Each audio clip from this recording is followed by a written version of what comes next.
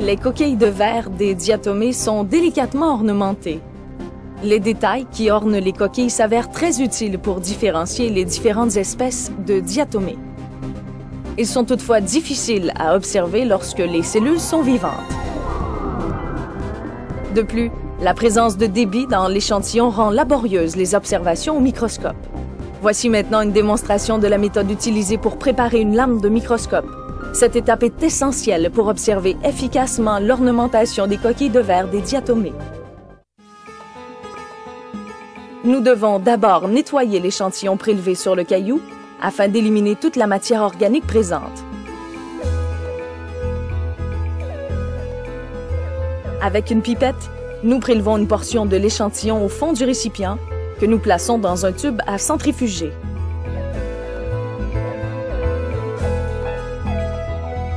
Une fois les diatomées sédimentées au fond du tube, le surnageant est enlevé. Une quantité d'un produit oxydant ou réducteur équivalent à 2-3 fois la quantité d'échantillon est ajoutée afin d'éliminer la matière organique. Ensuite, nous mélangeons le tout à l'aide d'une pipette. Il est important de ne pas faire d'éclaboussure en mélangeant le contenu du tube. Il faut ensuite environ 20 minutes. Il est recommandé de mélanger 2 fois la mixture pendant ce temps. Lorsque les 20 minutes sont écoulées, nous mélangeons le contenu du tube à de l'eau distillée. Le niveau du liquide dans les tubes est équivalent.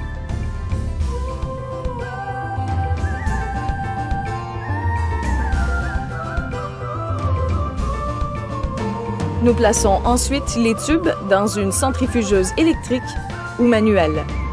La centrifugation force les coquilles de diatomées à se déposer au fond du tube. Une fois la centrifugation terminée, nous transvasons le surnageant. Nous ne risquons pas de perdre les coquilles de diatomées puisqu'elles restent au fond du tube.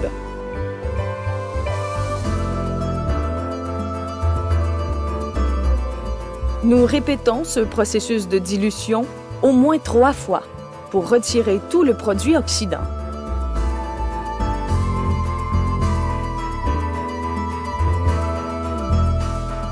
Nous ne pouvons pas préparer les lames de microscope tant que nous n'avons pas complètement éliminé toute trace du produit oxydant dans l'échantillon. L'échantillon nettoyé ne contient plus de matière organique. La solution contient uniquement des diatomées dépourvues de contenu cellulaire. Et maintenant, préparons les lames. À l'échantillon de diatomées nettoyées, nous devons ajouter de l'eau distillée jusqu'à ce que le mélange devienne trouble. Cette opération est généralement nécessaire pour diluer l'échantillon.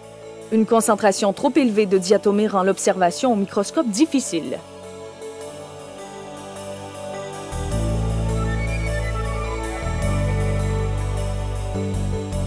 Une lamelle est ensuite déposée sur la céramique.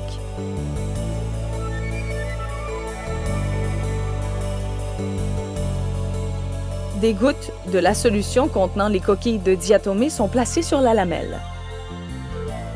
Le carreau de céramique est chauffé jusqu'à ce que le liquide contenu sur la lamelle s'évapore.